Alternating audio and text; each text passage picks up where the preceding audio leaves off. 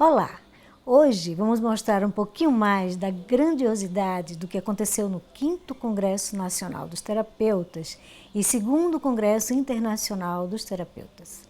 E hoje a gente vai mostrar um pouco do que aconteceu em relação às reivindicações da categoria, da qual sempre a gente tira um documento para encaminhar aos órgãos competentes.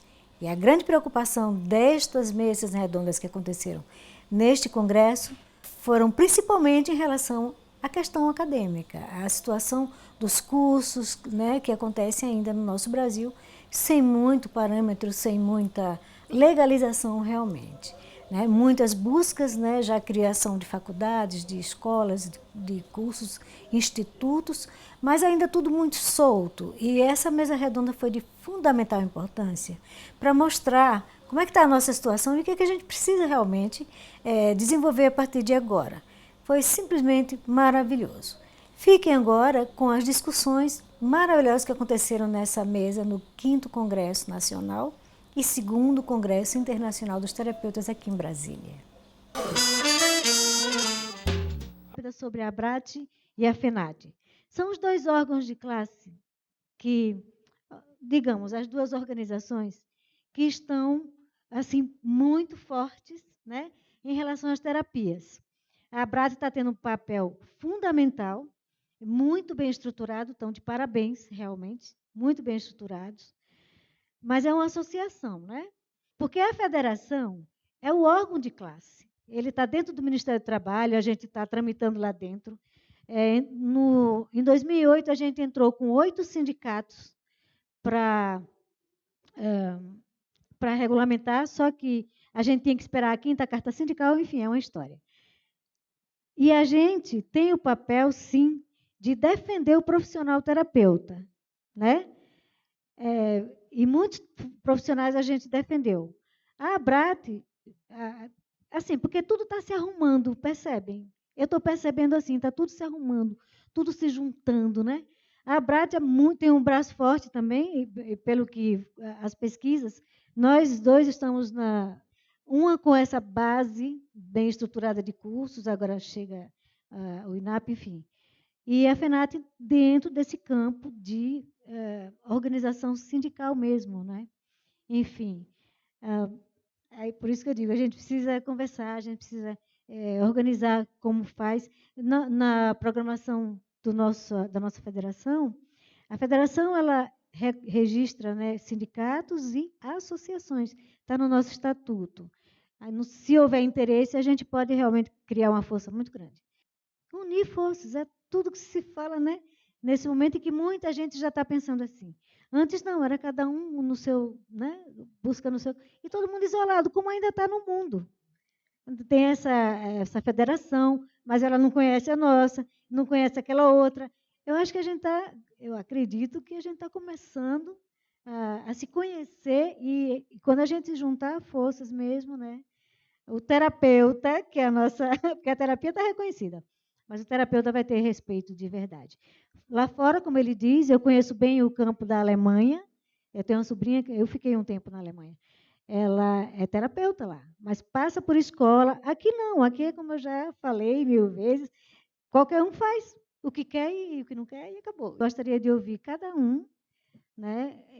E quem quiser também se manifestar, para que dessa discussão a gente tire um documento. Falando con algunos señores presentes aquí, me falaron que la quiropraxia no es muy conocida ainda en el Nordeste, a pesar que yo ya di curso en Fortaleza, Recife, etc. Pero no es ampliada. Entonces, mi finalidad es dar a conocer a la mayor cantidad de personas posible, porque esta patología se convirtió prácticamente en una epidemia. Ustedes pueden ver las crianzas y adolescentes, hasta los bebés con el celular. No solo van a estragar la columna, sino la visión, la radiación, paran de jugar bola, paran de cualquier cosa para estar con el celular. Entonces, yo quiero formar gente que tenga capacidad eficiente para conseguir recuperar todas las personas que estén con ese problema. Realmente los métodos son rápidos, totalmente indoloros. La diferencia entre la quiropraxia indiana, que yo practico, es de que la americana es violenta y la japonesa terriblemente violenta. Usan hasta martelos, ya lo han visto ahí. Bueno, mi quiropraxia es muy antigua. Se remonta a la época de Alexandre el Grande. Cuando Alexandre el Grande invadió la India, los médicos de él eran todos quiroprácticos, porque a través de la columna vos se puede atender todo tipo de problemas. Todo. Yo me especialicé en columna porque a través de la columna beneficio otras cosas. En Estados Unidos es la segunda medicina. Tiene hospitales de 2.000 leitos. Pero ya les digo, el método no tiene nada que ver con el mío. Los médicos griegos conocieron la energía pránica que se emana a través de las manos con las prácticas de yoga. Fue ahí que ellos combinaron y salió la quiropraxia indiana. Entonces, 50 años haciendo esto con mucha satisfacción. Eu sou naturopata, sou formado em Portugal, em Lisboa. Conforme já foi falado, é um curso de 4 anos. E a seguir eu fiz uma especialização de mais 3 anos, não é? Para poder ficar mesmo especializado. Foram, no total, 7 anos. Por isso, ser naturopata, para você receber o título de médico natural ou natural doctor, conforme é considerado, tem que se estudar. Tem que estudar. Não é pensar que eu vi no YouTube falarem de certa planta, um médico ou uma pessoa falar de que uma certa terapia cura, outra não, já começamos a praticar aquilo, já somos profissionais. Não, tem de se fazer formação adequada. Isso é importante. Tudo aquilo que foi falado, que foi mostrado nesse slide, é extremamente verdadeiro. Vamos falar um pouquinho. A naturopatia, ela foi reconhecida na década de 70 e 72 pela WHO, pela Organização Mundial de Saúde, como medicina complementar. Não foi como terapia complementar. E é muito importante que, agora falando isso para a Deilde aqui, e para todos que estão aqui no Brasil, eu sou brasileiro também, parece que não, mas eu sou carioca. No entanto, há muitos anos estou fora do Brasil, desenvolvo trabalhos fora do Brasil. E vivo fora do Brasil. Mas é importante falar para a Deilde que quando disserem que somos terapeutas, um naturopata, porque aos terapeutas e aos médicos em medicina natural, são 2 categorias, e respeitamos os 2, são importantes. Mas se não é de nível superior, é terapeuta. Se for de nível superior, é médico natural. E quando um médico, ou um sistema, ou uma câmara, ou alguém disser que não, você diz quem é o órgão, quem é o maior órgão de fiscalização, de regulamentação a nível de saúde, a nível mundial. É a OMS, Organização Mundial de Saúde. E o que ela diz que a naturopatia é medicina complementar. Então, não é uma pessoa que eu acho, eu penso, eu acredito que tem que ser só terapeutas, e mais nada. Porque quando você coloca o naturopata como terapeuta, você está colocando no mesmo nível. Enquanto são níveis diferentes. São níveis diferentes de conhecimento, não é? Então, é muito importante. Daquelas cadeiras que ele mostrou, que foram mostradas aqui no slide, uma das cadeiras principais, e ele mencionou uma delas, é a anatomia. Damos anatomia, uma grande anatomia, para conhecer o corpo humano. É importante saber que eu já vi uma apresentação na Assembleia da República em Lisboa, a defender as medicinas naturais, e lá o infeliz do profissional terapeuta que foi lá não sabia onde estava a vesícula, e com assistência de médicos. E ele ia querer dar aulas com slide. Entendeu? É por isso que o conhecimento é importante. Falar que um diabetes é causado por causa de que a pessoa comia muito açúcar e que tem que reduzir, isso não é conhecimento médico clínico nenhum. A pessoa não sabe nada de pâncreas, não sabe nada de células alfas nem betas, não sabe nada da produção de insulina e nem tanto sobre a resistência à insulina. Então, como é que ela pode apanhar aquela fruta, aquela erva, e já vai receitar e vai fazer com que a pessoa fique boa? O conhecimento é importante. Se falarmos em suplementação, vitamina C, tão simples, todos nós conhecemos a vitamina C, né? Mas quando você faz como o curso que eu fiz, que uma cadeira de 4 anos, suplementação, uma das cadeiras de naturopatia obrigatória de 4 anos é suplementação. Aprender como é, estudamos juntamente essa cadeira com farmacologia e homotoxicologia. Se tomarmos a vitamina C de manhã, ela tem uma função no nosso organismo. Mas se estamos tratando uma pessoa com uma doença crônica ou degenerativa, a vitamina C tem que ser tomada à noite. Por quê? Porque há outros picos hormonais na pessoa. Se a pessoa não sabe, ela só vai pensar em vitamina C. Houve um terapeuta que uma paciente grávida estava com edemas, estava com as pernas inchadas, geralmente ficam, né? Principalmente quando é filha, está esperando uma menina, incha, foi receitar alcachofra. Alcachofra mesmo, para drenar, né? Até aí tudo bem, mas nunca se deve prescrever a uma grávida.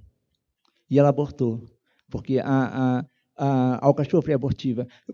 O conhecimento é importante. Não é um curso um workshop de fim de semana, com uma mesa cheia de suplementos. Não é isso que vai fazer um profissional.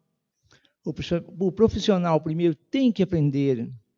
Vamos tirar pela medicina convencional. O médico primeiro aprende medicina. Depois é que ele vai aprender como usar os medicamentos. Não é o contrário. Ele não faz primeiro um curso de farmacologia para depois estudar medicina. Então, quem quer ser um bom terapeuta, eu vou estudar as plantas todas primeiro. Mas não conhece nada de corpo humano, anatomia, fisiopatologia, não conhece nada. Então, fica muito mais difícil. Eu quero dizer para vocês uma coisa. Todos vocês estão de parabéns como terapeutas, porque o Brasil, conforme foi falado também aqui, um país tão grande, com uma floresta amazônica gigante, com plantas medicinais muito importantes, que os Estados Unidos e outros países vêm buscar aqui na Amazônia plantas medicinais, não é que não se encontra em lado nenhum, e é inadmissível que tenha um número tão pequeno de universidades, um número tão pequeno de cursos, e que a própria lei não defenda os tratamentos naturais.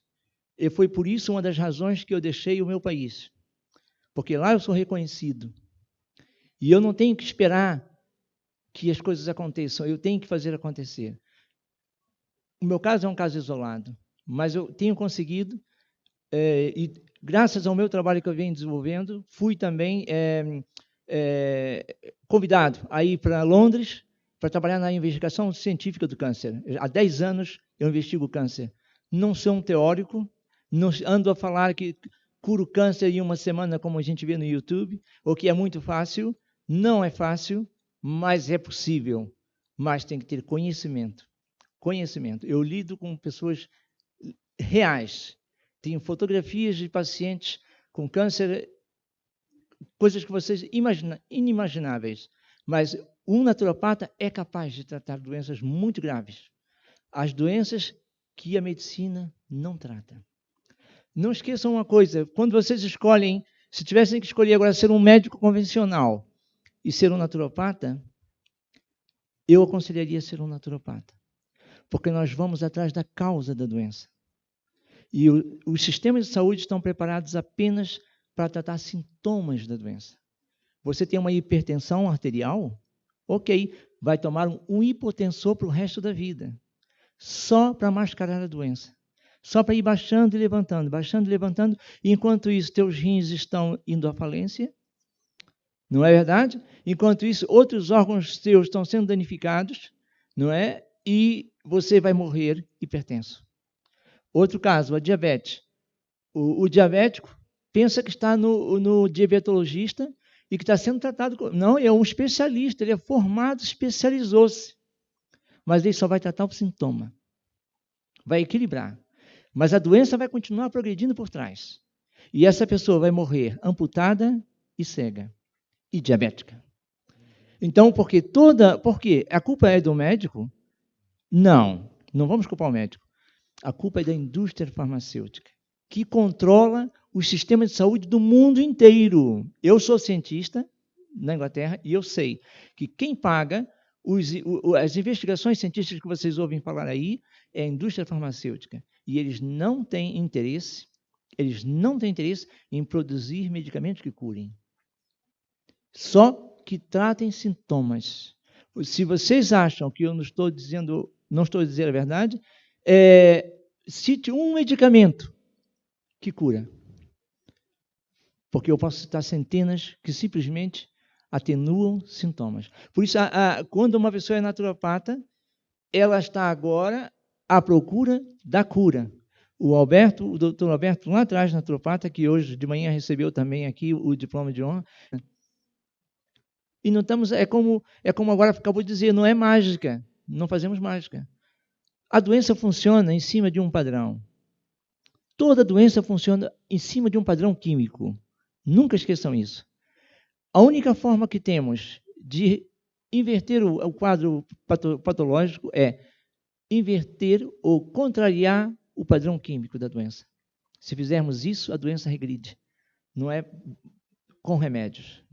Não pense que a cura do câncer, e eu já estou nisso já há muitos anos com o câncer, a tratar câncer, e vou dizer, não está numa descoberta científica. Não.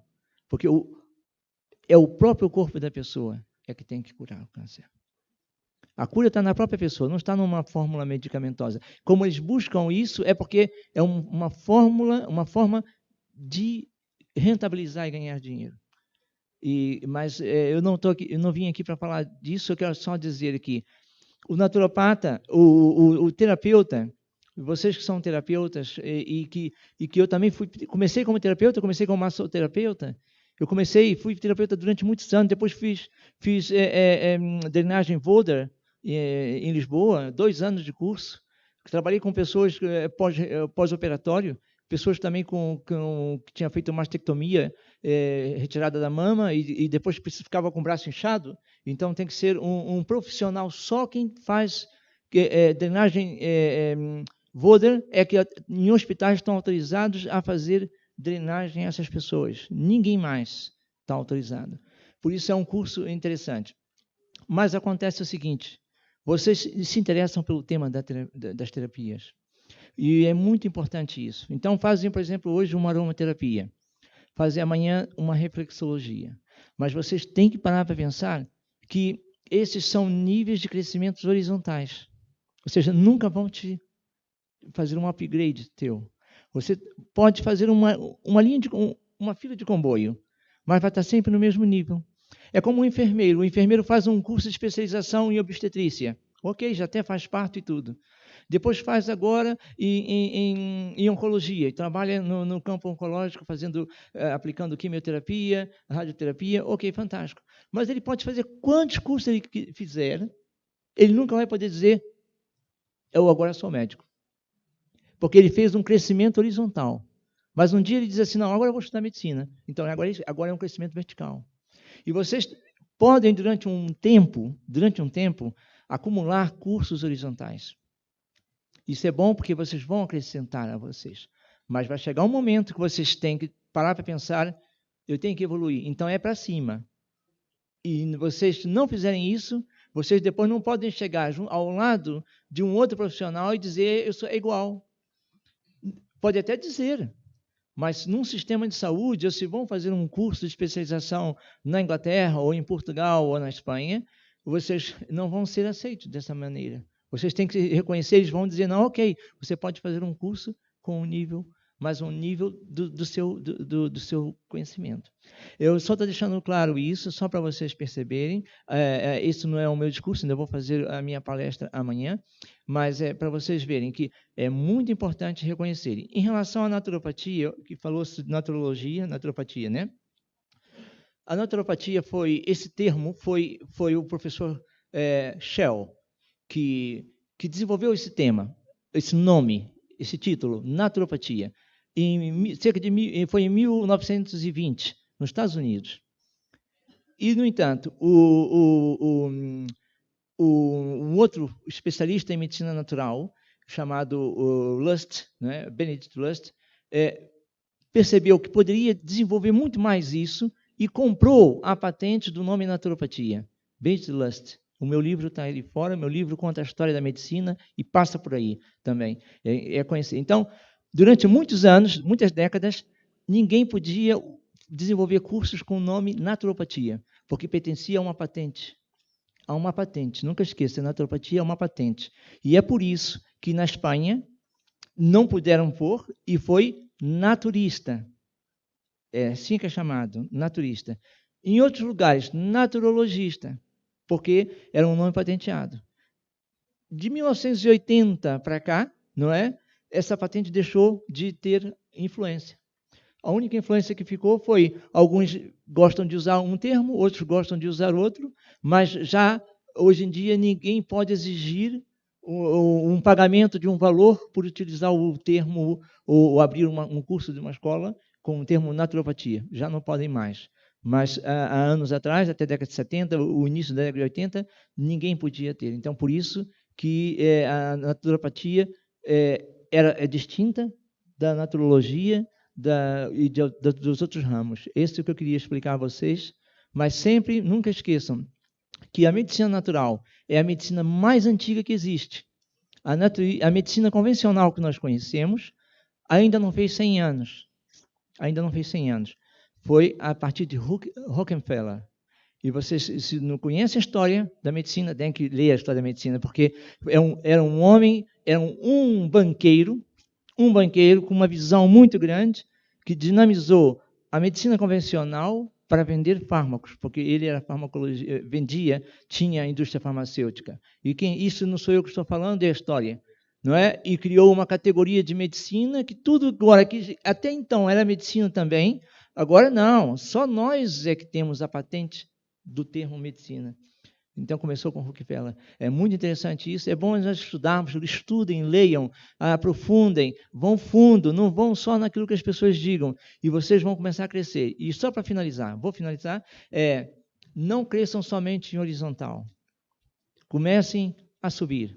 Entende? Porque se vocês só forem na horizontal, vocês nunca vão poder depois trabalhar em um outro, ou entrar num outro, por exemplo, agora na Inglaterra, a partir do ano que vem, com a formação dos sanatórios, não é?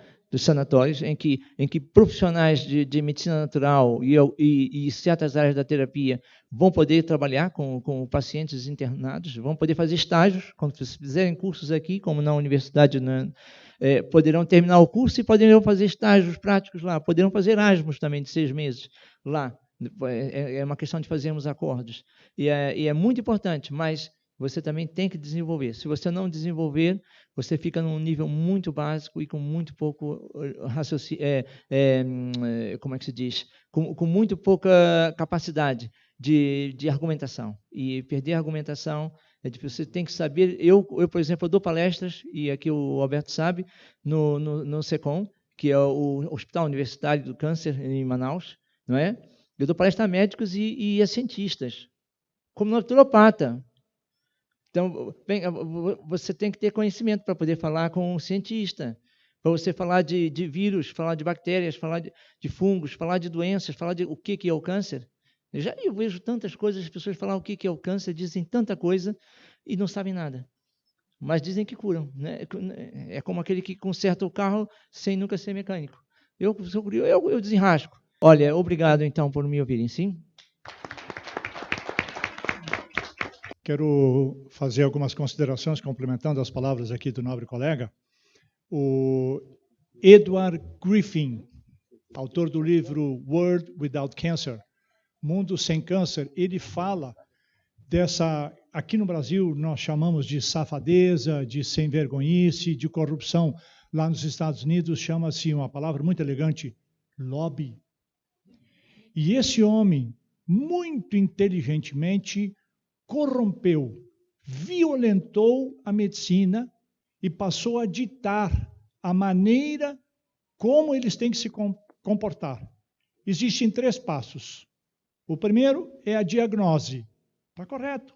Nós queremos saber o que nós temos. Em seguida vem o quê? Prescrição. Só de produto químico.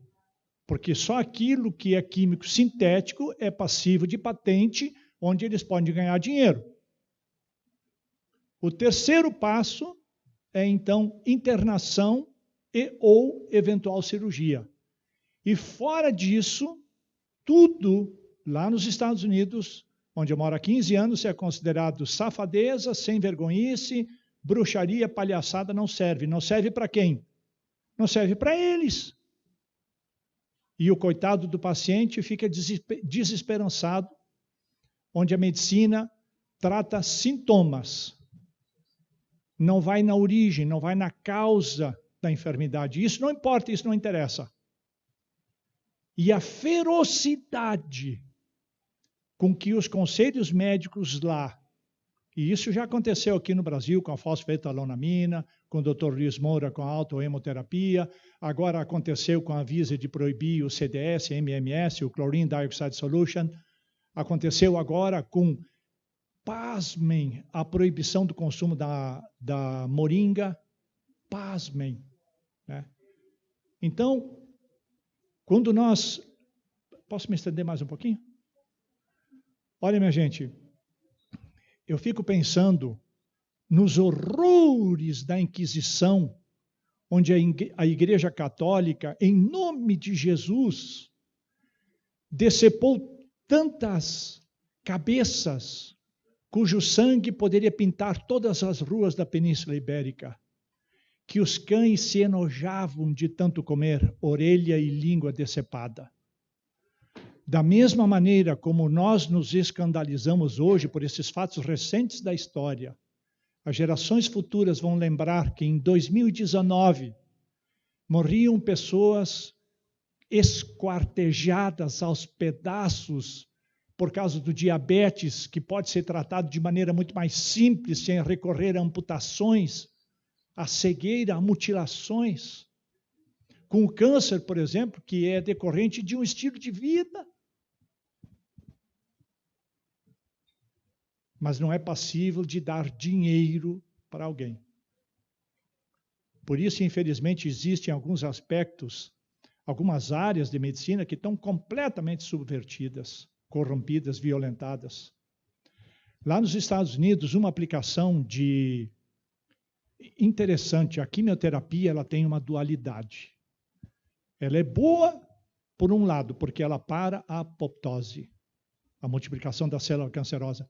Mas ela é perversa, por outro lado. Que medicamento é esse que faz cair até as pestanas? Que me faz perder todos os meus pelos? Já a vitamina C do Dr. Linus Pauling, ela é só boa. Ela é uma quimioterapia sem efeito colateral.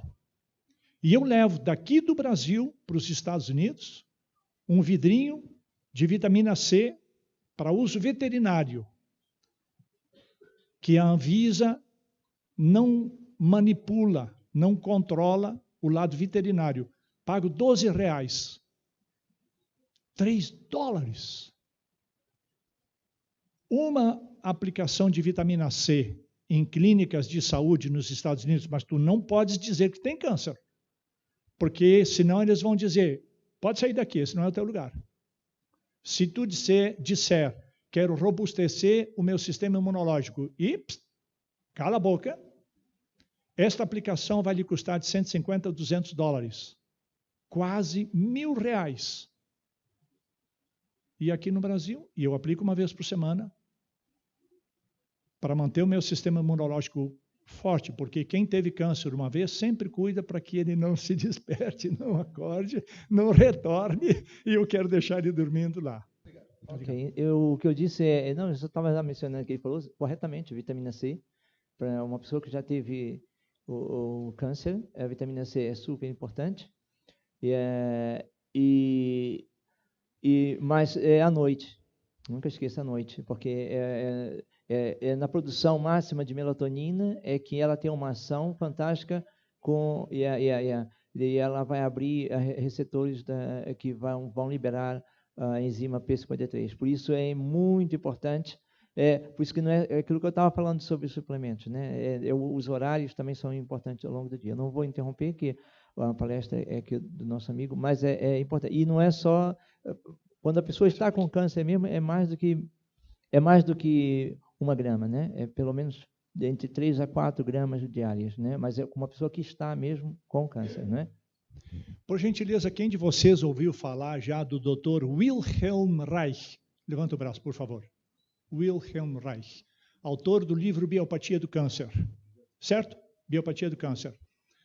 O Dr. Luiz Moura, quando leu o livro dele, pensou assim, e disse: ou esse cara é um psicopata, que pela verbosidade dele prova o improvável, ou ele é um gênio. Mas, sabe o quê? Eu vou fazer um teste. E aí ele pegou 20 ratos, inoculou com sarcoma, alguns ele colocou 10 dentro da caixa orgânica e outros fora da caixa orgânica. Que aqui no Brasil, eu penso que hoje é o país em maior movimento pelo uso desse energizador. E esses ratos inoculados com sarcoma viveram como se um adulto diagnosticado com câncer aos 20 anos vivesse acima dos seus 60. E eu fiquei impressionado com isso. Aí ele contou que ele pegou 2 garrafas de vinho, uma dentro da caixa, outra fora da caixa, e uma semana o vinho fora da caixa fica azedo, dentro da caixa estava saborosíssimo. Um pacote de maçãs, distribuiu a metade, dentro da caixa ficava fresquinha, crunchy, fora da caixa estava podre, depois de 10 dias. E eu construí uma caixa. E agora fazem já quase 2 anos que eu estou usando a caixa orgânica, que o Dr. Luiz Moura começou a usar nos seus 60 anos de idade. Aliás, hoje estou complementando meu 63º ano de vida. É o que a Deilde falou. O terapeuta faz um curso de final de semana. Segunda-feira ele já abre uma porta e ali chega um caso de uma pessoa. Vamos pegar o exemplo de Reiki mais uma vez. O reikiano, ele aprendeu a técnica. Seja ele por qual sistema for, enfim, aprendeu a técnica e vai aplicar ali para o cliente. E ele chega e vem para uma consulta de Reiki. Aí o terapeuta, ok, deita ali na maca. Nós temos 2 saídas. Deita ali na maca e eu começo o Reiki. Fecha os olhos, vamos em alfa, termina a sessão, tchau. Ele não volta mais. Ele precisa, vocês que são terapeutas sabem, ele precisa falar. Ele tem vontade de falar, e ele precisa verbalizar o que ele está sentindo, mas eu não vou deixar ele falar, ele vai deitar na maca e ir embora, ele não volta. Não é? Já passaram por isso? Ele não volta, porque ele quer falar. Ele vai ali mais para falar do que pelo próprio Reiki. Eu comecei a aplicar Reiki em 1998 e até hoje não parei. São outras modalidades, eu tenho outras modalidades, mas o Reiki... Mas a pessoa chega pelo menos 30 minutos, 15, 30 minutos, ela tem que falar, ela quer conversar. O terapeuta não está preparado para ouvir uma pessoa que vai reclamar do marido, do filho, do emprego, do colega. Não está preparado para ouvir ele falar que foi ali para não cometer o suicídio. Ele não está preparado para vários eventos emocionais que nós, seres humanos, passamos. E aí, o que ele vai fazer? Ele vai fazer uma prática de charlatanismo, ou seja, ele vai ali fazer uma, entre aspas, meia boca e ouvir e dar uma opinião. Ele não tem preparo para isto. Ele não é psicólogo. Ele não é psicoterapeuta. Ele é um terapeuta em práticas integrativas e complementares em saúde. Então, nós precisamos o quê? Verticalizar. Eu, como terapeuta há 26 anos, falo isso com muito orgulho mesmo, tá? Quem quiser seguir a carreira, Hoje está muito mais fácil. Eu fiz sendo recriminada pela família, pela sociedade, né? É uma transição difícil. Eu tive que abrir mão de muita coisa na minha vida por essa profissão que eu abracei, tá? Então, eu só estou abrindo essa pausa, essa fala, porque os colegas trouxeram aqui e eu estou vendo vocês aí com os olhinhos bem interessados e sensibilizados. Ser terapeuta é um ato de amor, gente. E ato de amor sem conhecimento, hoje chama-se charlatanismo. As PICs ainda não foram, como o termo correto, no Ministério da Saúde, ainda não foi reconhecida, mas será. Calma, será. Para isso, nós estamos aqui reunidos. A ABRAT é uma entidade de autorregulamentação da profissão de terapeuta no Brasil. Autorregulamentação. O que é isso? Nós que vamos nos regulamentarmos diante do processo. Fazendo o quê? Isso que a Deilde colocou aqui, esse congresso, essa conversa, isso que o nosso colega que mora fora do Brasil, porque aqui não é reconhecido. Gente, isso é verdade. Em 2005, eu morei na Suíça, em Lucerne, e atendia em Innsbruck, na Áustria, com radiestesia e radiônica. Fui chamada para isso, onde eu trabalhei 1 ano entre um país e outro. E lá eu fui muito bem reconhecida. Tá? Ele falou a verdade. E, pasmem, até hoje está assim. Até hoje continua dessa forma. Para isso, nós estamos aqui. A Deilde nunca pare com essas iniciativas, entendeu? Por favor, porque a ABRAT também quer estar junto. Só é convidar a ABRAT. Ela fez uma coisa que outros não fazem. A ABRAT é muito forte, a ABRAT é muito... Gente, nós estamos numa época de unificação, de união, não de dissociação nem desunião. A ABRAT não vai perder por estar aqui, nem a FENAT vai perder por ter convidado a ABRAT. Isso é a coisa mais linda. Então, como é que a categoria vai ter força se as entidades responsáveis que nos defendem estão dissociadas? Não tem isso. Não tem como. Então, meus queridos, mais uma vez, voltando, nós estamos assim a um passo de sermos muito bem reconhecidos. Bom, em primeiro lugar, eu queria agradecer de coração, né, a essa pequena, grande mulher, né, que está ali, né, porque ela é uma guerreira, ela é uma pessoa que luta em prol da categoria, é uma pessoa que não mede esforços, né. Volta e meia, ela me manda mensagem, meia-noite, 1h da manhã, mas essa mulher não dorme, né, porque 6h da manhã ela está respondendo depois das mensagens que eu passei para ela, né. Então, em primeiro lugar, quero dizer assim, eu ia agradecer a comissão, né, de organização do Congresso, mas é a comissão de uma mulher só. Então, mais uma, além de guerreira, é completamente louca, né? Porque ela faz tudo sozinha. Vamos ajudar essa mulher, vamos trabalhar juntos, né?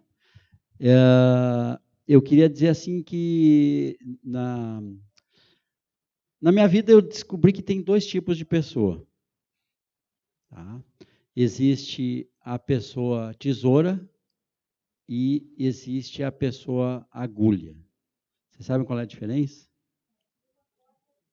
Ah, pois é. Uma corta, uma separa, uma desune. Né? E tem muitos na nossa... A gente tem que ser honesto e dizer, dentro da nossa categoria, dentro das nossas escolas, tem muita tesoura e tem pouca agulha. A Deilde é agulha, né? A Deilde costura, ela une.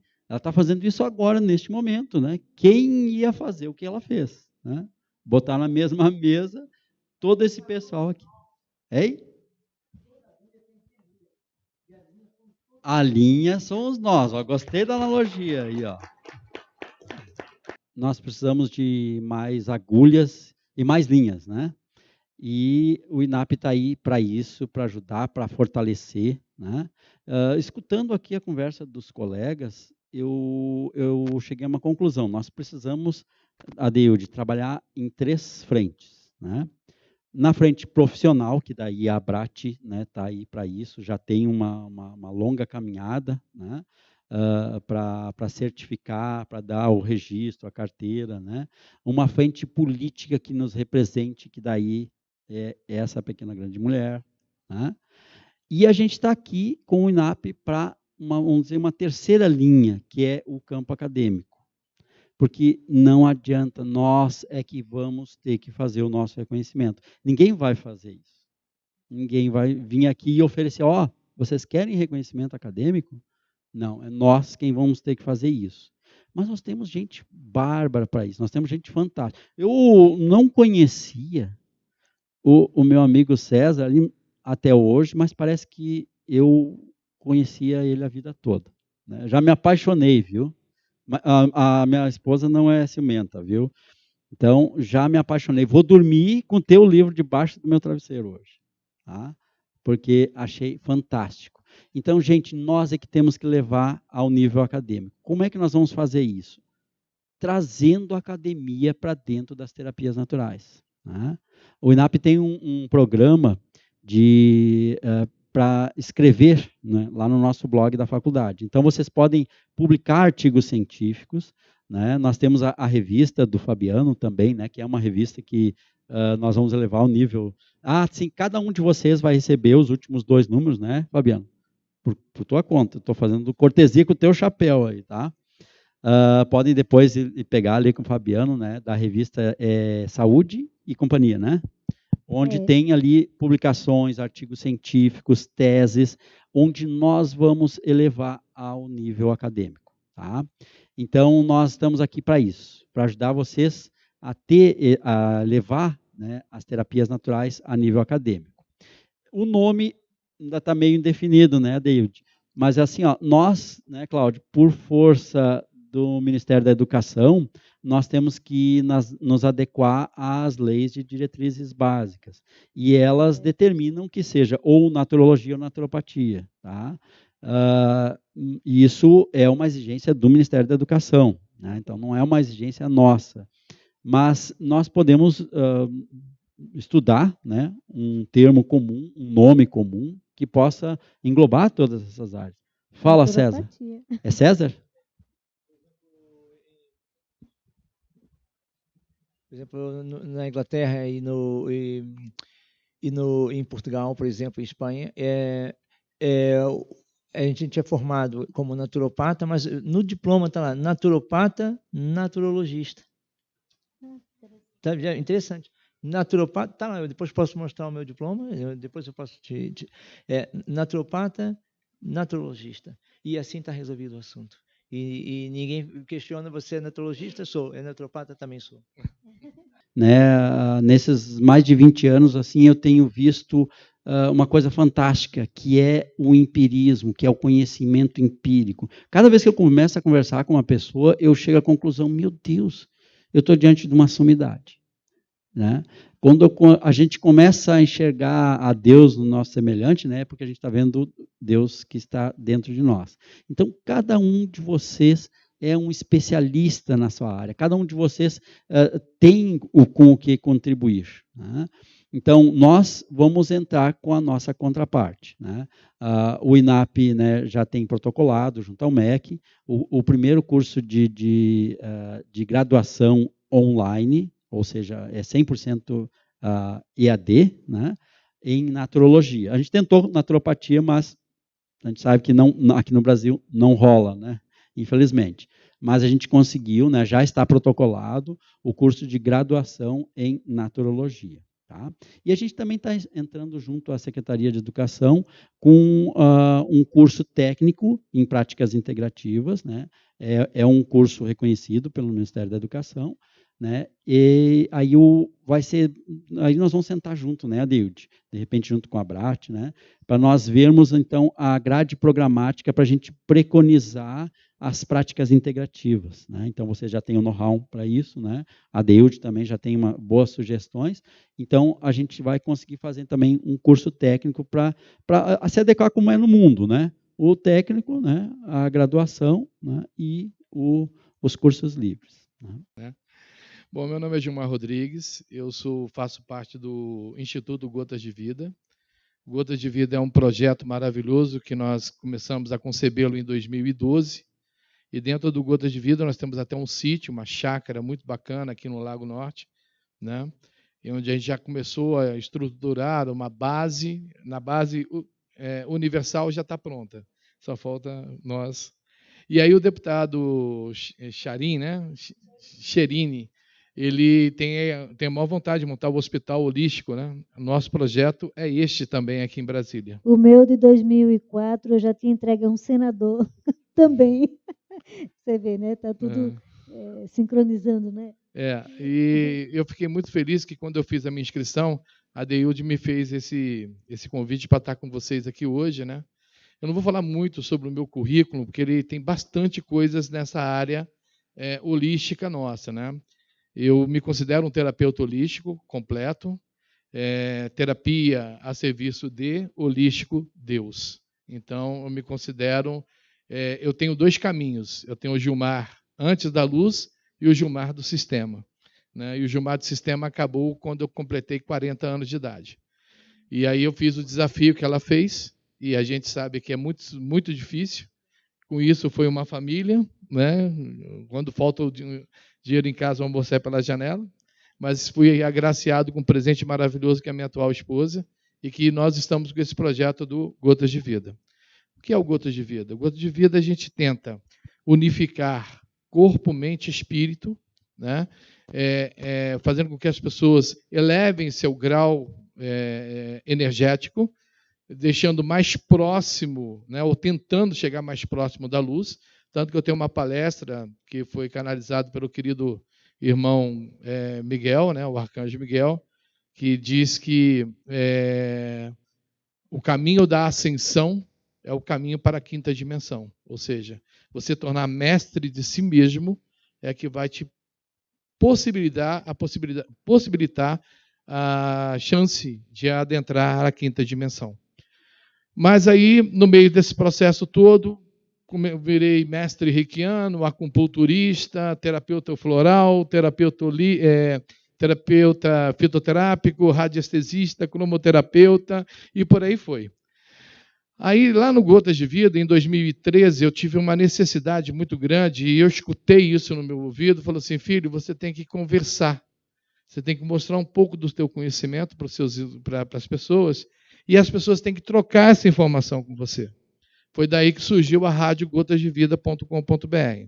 Hoje nós temos uma rádio online, onde nós temos as meditações a cada 6 horas, temos a invocação dos raios em 2 horários da Fraternidade Branca Universal, temos evangelhos que acontecem às 7 da manhã, 10 da manhã, 19 horas, temos um reiki de cura à distância às 15 horas em tempo integral, todos os dias, temos Ho'oponopono na rádio, várias orações das mais diversas, se vocês puderem imaginar, e a programação musical é baseada em mantras, somente mantras, músicas de elevação espiritual, músicas de concentração. Então, se vocês quiserem, entrem no site www.radiogotasdevida.com.br. E à noite, oi? Gotas no plural. Já achou lá? É só você ir no Play Store e colocar Rádio Gotas de Vida, você já baixa também o aplicativo da rádio. E a gente, à noite, toda de segunda a sexta, nós damos aula também. Na segunda-feira nós temos o estudo da mediunidade, né? Que aí a gente já fugiu do campo espírita e já estamos no campo de quinta dimensão. Estamos abordando agora uma parte chamada corpo de luz. Nós temos o quinta dimensão na terça-feira. Na quarta, que é a minha esposa que dá aula, né, ou conversa com o ouvinte. Na quarta-feira nós temos a alimentação saudável. Gente, a alimentação saudável, ela é uma alimentação que a gente fica imaginando, todo mundo dá receitinha, todo mundo está na televisão mostrando, né? Não, nós abordamos, inclusive, a força que a planta tem, a aura da planta e o significado dela para que você possa se alimentar. Ou seja, você que está caminhando, todos que estão aqui, estava com a Elce, querida Elce, amada Elce, eu falo assim, todos aqui são atlantes. E realmente, todos nós somos atlantes. Então nós estamos buscando o quê? A elevação espiritual e a quinta dimensão. Precisamos nos alimentar perfeitamente bem, né? E aí esse é o caminho da elevação espiritual. E na quinta-feira nós temos o programa Umbanda é Amor, onde o que eu menos falo é da Umbanda tradicional, e sim da Umbandã, entendeu? E na sexta-feira nós temos o programa focado dentro da Fraternidade Branca Universal. Então esse é mais ou menos a grade da rádio. Convido todos a escutarem. Quero críticas, entendeu? Tem lá no próprio aplicativo, você manda e-mail para mim, você faz sugestão de música, tem uns caminhos muito bacanas ali dentro do aplicativo. Sou o professor Cristiano Neves, como o Dr. Marcos já me anunciou. Eu sou coordenador na Faculdade NAP e eu vim falar hoje um pouco aqui nessa mesa sobre educação, né? Acho que o Dr. Cláudio abriu falando sobre educação, sobre nos posicionando um pouco sobre como é a naturopatia no mundo, como são a ciência, as terapias naturais no mundo.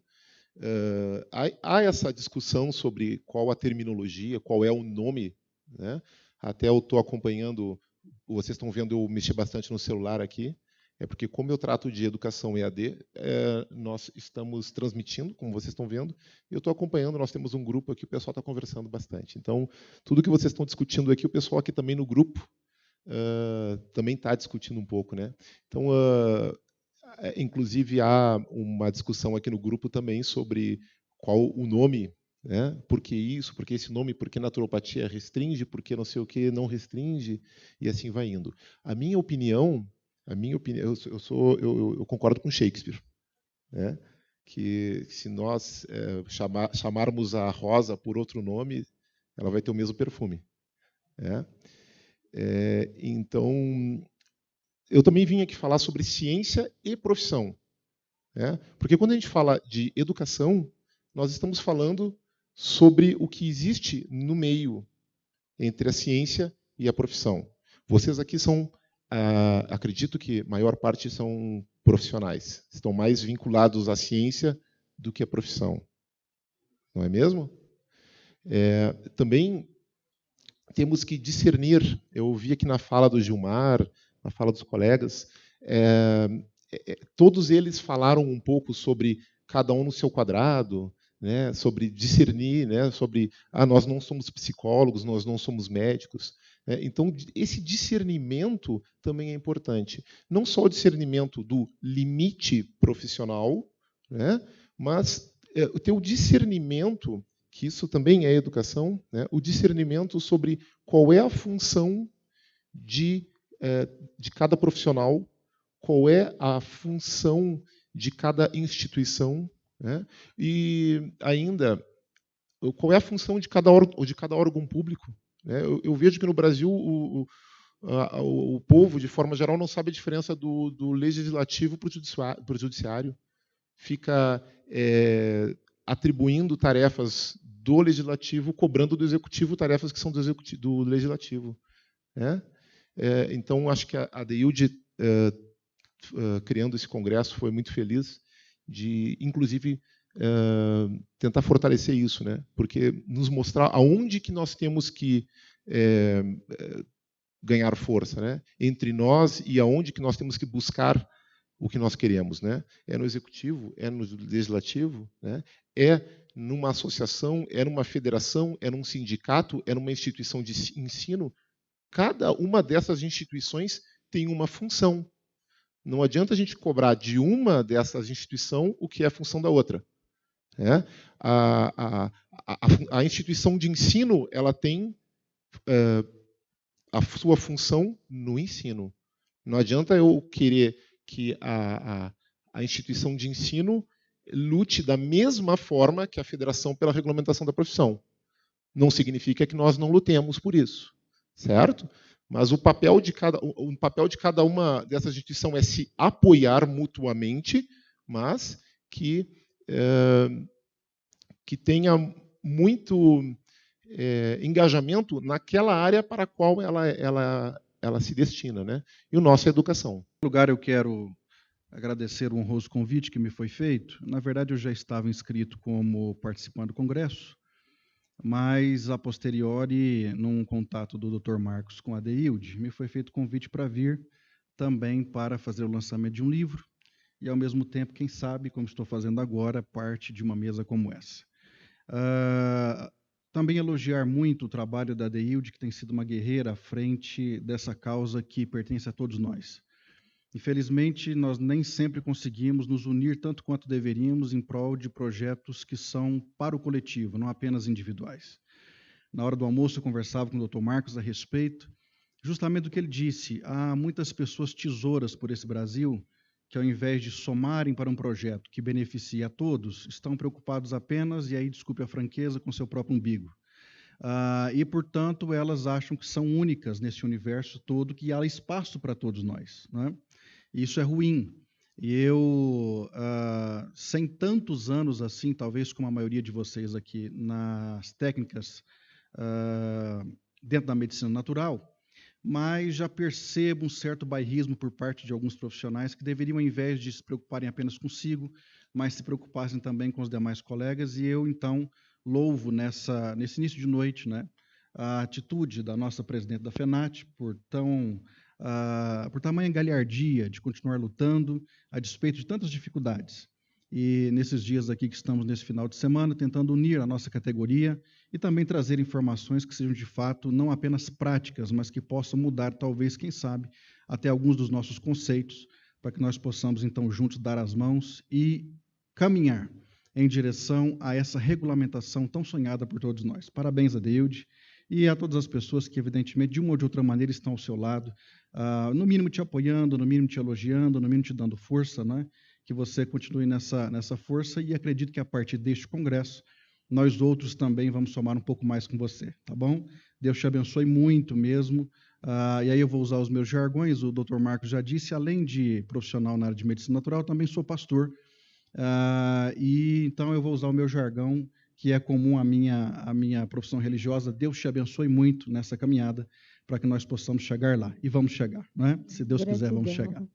Quero dizer a vocês que essa regulamentação pela qual nós lutamos, ela é muito importante, porque nós enfrentamos muitos problemas. Eu hoje estou trabalhando e atendendo 8 lugares diferentes.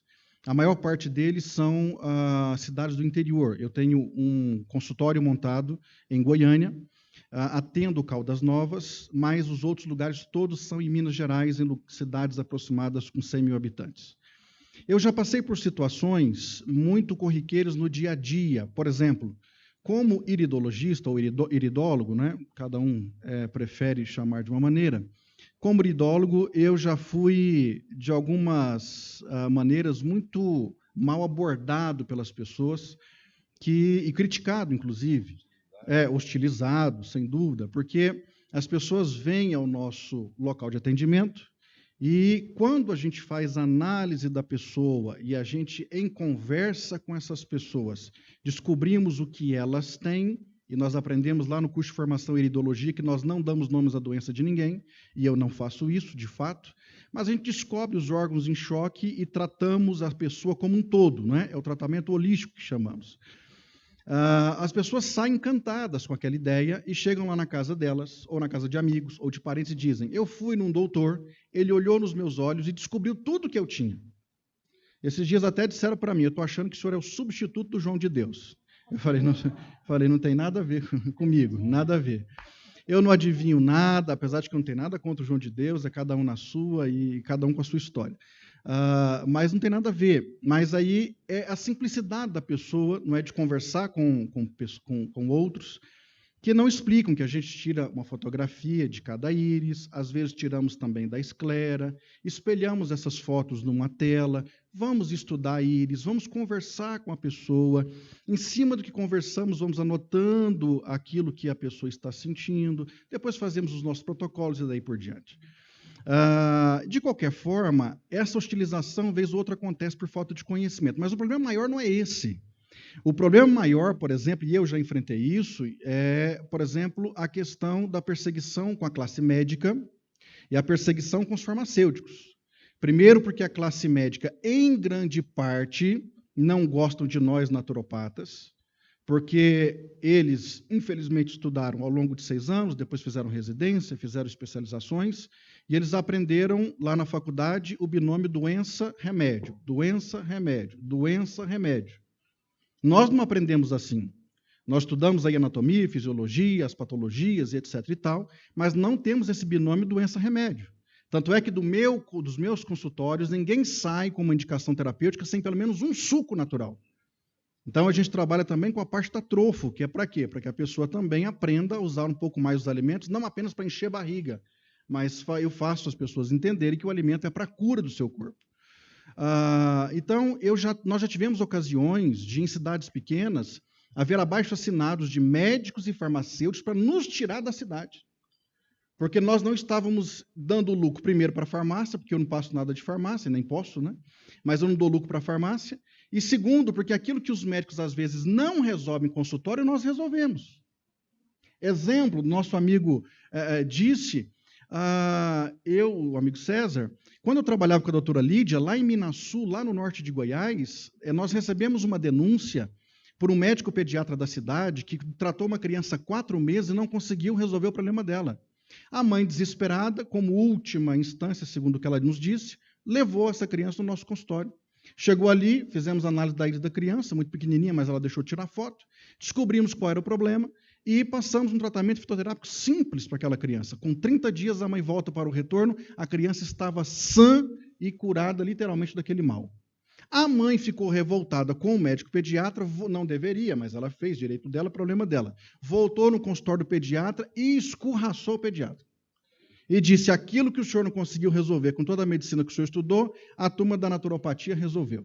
Ele ficou chateado, denunciou a gente para o Conselho de Medicina de Goiás e disse que nós estávamos, como ele não tinha nada que dizer, disse que nós estávamos prescrevendo remédio alopático.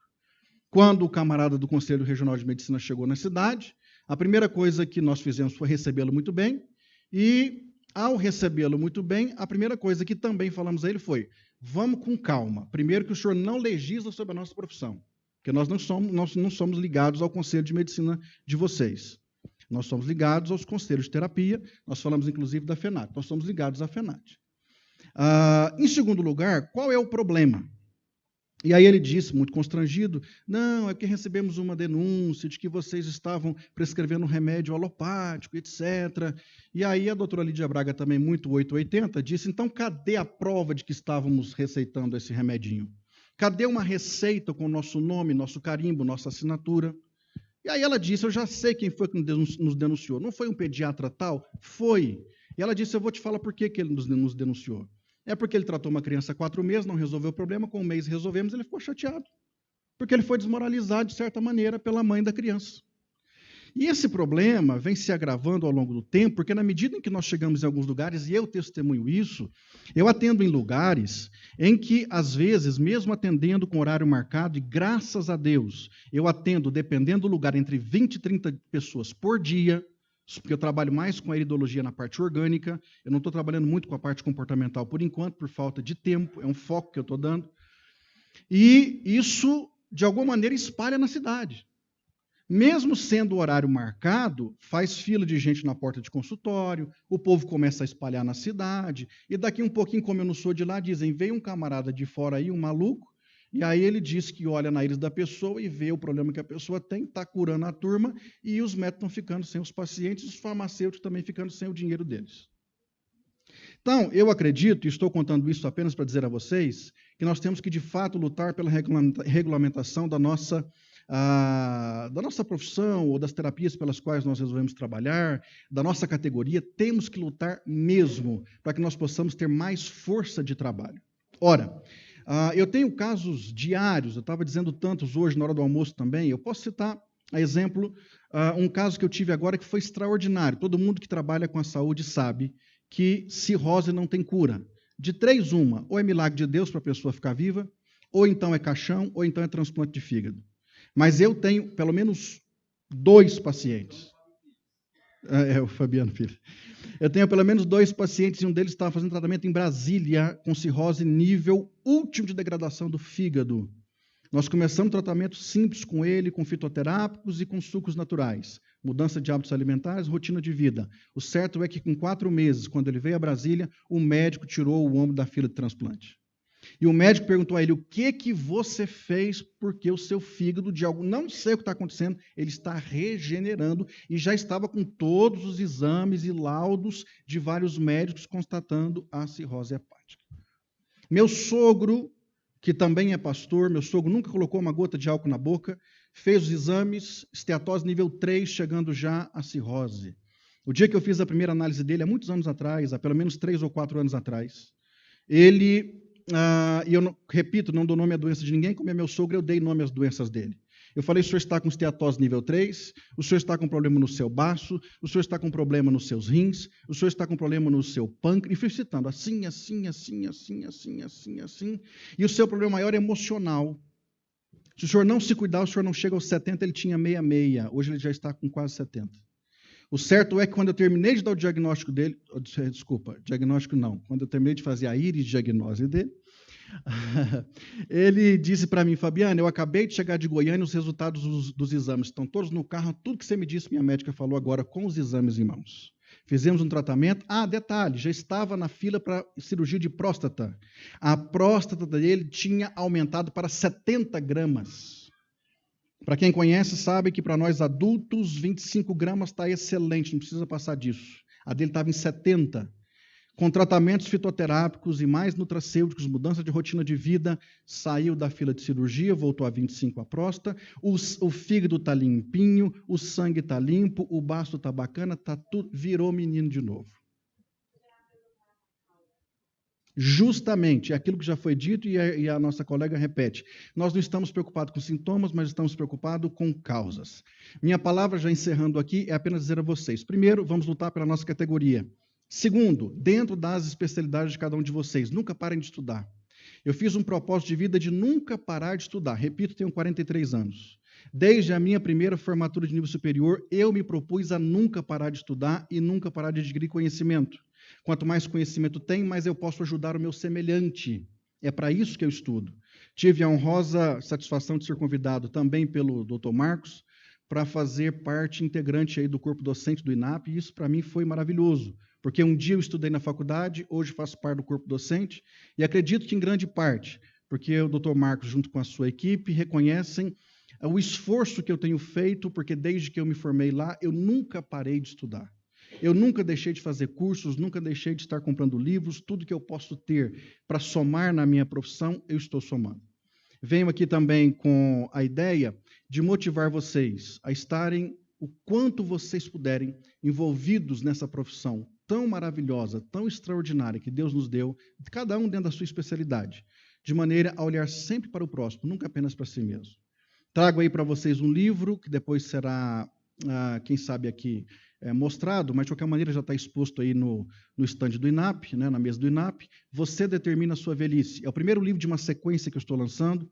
Vai sair uma agora sobre ansiedade, vai sair um outro sobre estresse, vai sair um outro apenas sobre diabetes e vai sair um outro sobre hipertensão. Esses outros 4 livros já estão prontos na gráfica, só esperando a minha autorização para publicar. Mas Você Determina a Sua Velhice é o primeiro livro que eu lanço, 200 páginas, todo colorido, para ensinar as pessoas um pouquinho melhor a respeito de como elas podem ter um presente bom e um futuro muito melhor sem alguns reveses. E agora, recentemente, eu tive a satisfação de um senhor de aproximados 80 anos de idade, tratando comigo em Goiânia. Ele chegou carregado por 4 pessoas. E aí, quando ele sentou na minha frente, eu disse, mas fulano, o que está acontecendo? E ele mal conseguia falar. E ele disse, estou com dor da cabeça aos pés. Eu disse, não fala nada, vamos ver sua íris. Abri a íris dele, tirei a foto, coloquei na tela. Começamos a conversar. Passei um tratamento para ele, ele fez 30 dias, veio para o retorno, mais 30. Só que no dia do retorninho dele com 30, ele já veio andando sem acompanhamento de ninguém. E veio parecendo um rapazinho todo serelepe. E eu falei, mas fulano, mas o senhor está bem demais. Não, eu estou parecendo um menino, estou até querendo jogar bola. Eu disse, puxa vida, né? E o certo é que ele viajou para o sul, para a casa de um dos filhos dele, e ficou 4 meses para lá. E eu falei para ele, não deixe de tomar o protocolo que eu te passei dos fitoterápicos, pelo menos por mais uns 2 meses, para o senhor não ter problemas de reveses. Vai voltar se o senhor não tomar. Ele viajou e esqueceu, porque estava tão bem. O certo é que ele foi piorando, ficou tão ruim que foi lá num hospital particular.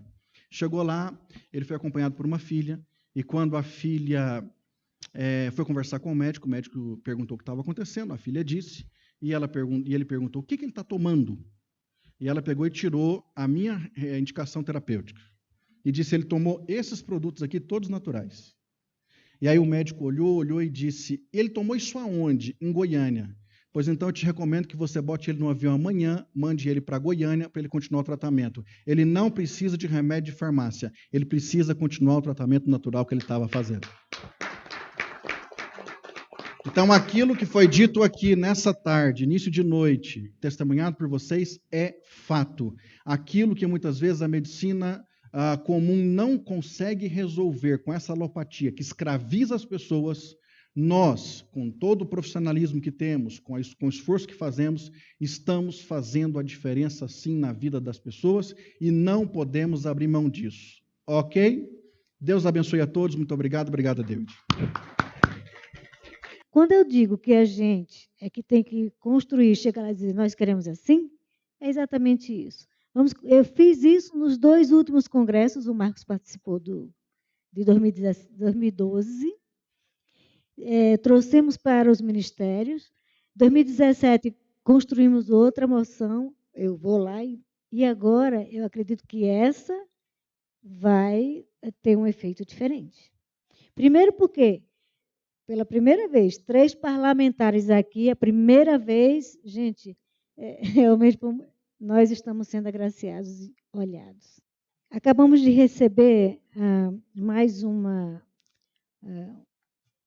resposta, né, dos parlamentares do deputado Leonardo Monteiro.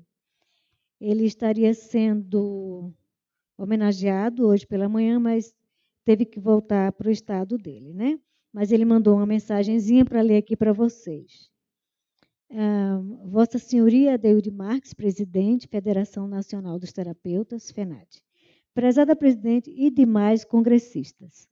Com enorme alegria, parabenizamos a Federação Nacional dos Terapeutas pela realização do 5º Congresso Nacional dos Terapeutas e 2º Congresso Internacional, importante espaço para se debater a importância de se oficializar a categoria e sua institucionalização no Brasil. Institucionalização foi o tema do último congresso. A luta pela regulamentação da profissão de terapeuta sempre foi uma das bandeiras do nosso mandato, tendo já realizado no âmbito da Câmara dos Deputados audiências públicas, seminários e sido o relator do PL 3.804/2012 na Comissão de Trabalho, Administração e Serviço Público, CETASP, em trâmite no Congresso e que trata do tema. Ainda no mandato, acredita que a regulamentação da profissão de terapeuta contribuirá para melhorar a qualificação dos profissionais que atuam na área e incentivar o uso das terapias alternativas na promoção da saúde e do bem-estar. Infelizmente, por conta de compromissos de nossa atuação parlamentar no nosso Estado, Minas Gerais, não poderei estar presente neste congresso, sendo representado pela senhorita Lohane Almeida, que acompanha nosso mandato. Por fim, mais uma vez, coloco nosso mandato à disposição para contribuir da melhor maneira possível com a regulamentação da profissão. Atenciosamente, Leonardo Monteiro, deputado federal. Então, maravilhoso, não é? Tudo isso que aconteceu, as discussões foram lindas, né? E acho que a gente está realmente com o pé no trilho agora, né? Essa categoria vai, sim, conseguir tudo que a gente almeja nesses 15 anos de luta. Mas vocês podem acompanhar tudo o que aconteceu realmente no Congresso, né? As exposições, o lançamento de livro, o prêmio da Irmã Socorro, o prêmio Evangelho Sanctus, que foi um prêmio que a gente lançou esse ano, tá? no site da FENAT, fenat.org.br, no site do Congresso, congressoterapeutas.com.br, e no YouTube da Federação Nacional dos Terapeutas. O endereço está aqui embaixo. Então acompanhem, estejam conosco, filiem-se, quem for terapeuta, para a gente fortalecer, né, essa caminhada e não percam o próximo congresso, porque realmente promete. Gratidão e um beijo no coração de cada um.